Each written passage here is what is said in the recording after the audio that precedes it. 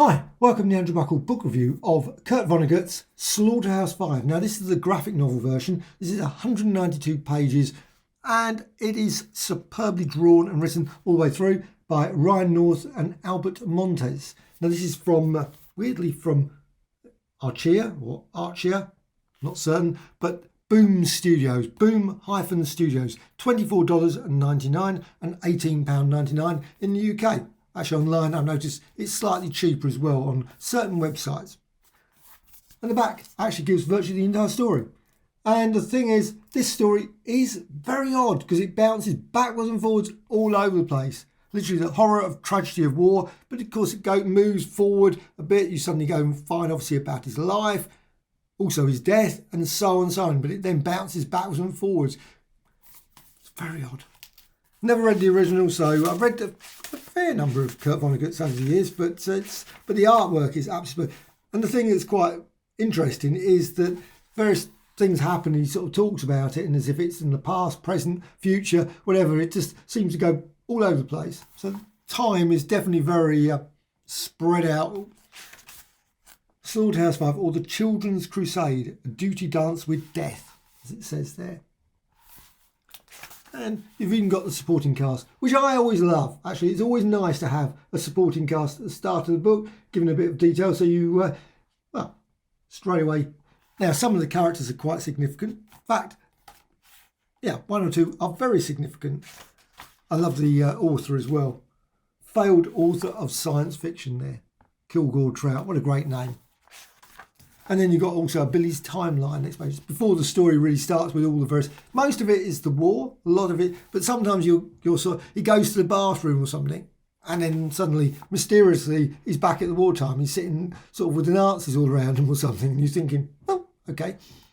But it all sort of works really well. Really, the story really flows perfectly. Really. After a while, you just get used to the going. But initially, when I got it, I thought, what? Wait. Why are we going suddenly? There's no real indication that he's gone back or anything. Suddenly he's just moving from one room to another, and it's sort of thing. But you've got the timeline, 1922 all the way through 1976, where it says a corpse, and it is quite funny, quite sad, very intense, all the way through it. And of course, the usual sort of things with characters sadly dying all the way through, and also he mentions people and then sort of mentions later, and you suddenly see them later, and that sometimes throws you. You think, hang on, didn't they die? Or why are they back in the storyline again? And that's very odd. Also, he's got, of course, his work as well, but it's a lot all set in the war, and it feels quite cold when I look at this. I'm thinking, sort of the wartime. And then straight away, he's gone, like I say, sitting there suddenly at one moment, and then the next minute, he's obviously doing an eye appointment there. And also you get sort of, now I don't know these things. I mean, this Earl Warren, now obviously historical American, I'm not certain who Earl Warren was or is, and so that's but it's, I think the artwork's brilliant. The colouring is superb as well.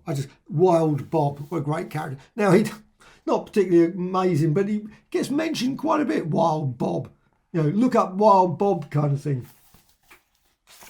And there's also some very, very unpleasant characters he meets, of course, the Nazis as well. But also you meet some very pleasant ones of aliens. So there's some, just great all the way through. This just story, it's fun, fascinating, warm, loving, and just quite intense and quite dark at times. And I love and this is great, I love the gospel from outer space. Just the change in the art style, sort of make it look like a 1960s old or whatever, earlier maybe, old comic where you've got... you can see obviously all the grain there, and it's just beautiful. Absolutely, some obviously very sad bits, obviously when they're on the train and all those sort of things in Germany, and it's wow.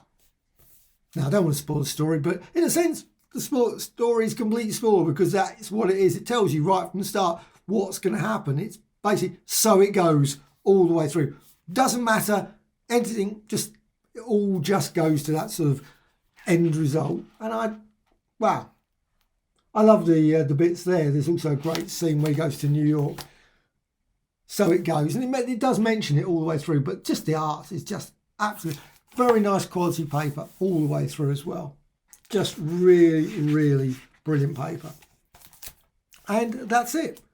Then you got here about groundbreaking titles. And obviously, weirdly, it's always odd that they always put the advert for the thing there, but Sacrifice of Darkness, Magicians, etc. So you can obviously see some more Boom Studios. I like Boom Studios. They've brought out some quite decent books, and I must admit, this is definitely one of them. I think this is, not certainly I should give a rating of 9 out of 10 or 10 out of 10, but I certainly think it would be a 9 out of 10 if you're going to give it a rating. And I would say definitely, as always say, totally recommended. Well, this one is, because it's just, I found it thoroughly enjoyable. After initial sort of, I put it down a few times, one of those books where you pick up, you think, yeah, I'm going to go for it. I'm going to go for it. But once I really got into it, I just thought I couldn't put it down. And it was just a brilliant, brilliant read. So just the art as well and the story. Absolute pleasure to read. Slaughterhouse 5 graphic novel adaptation.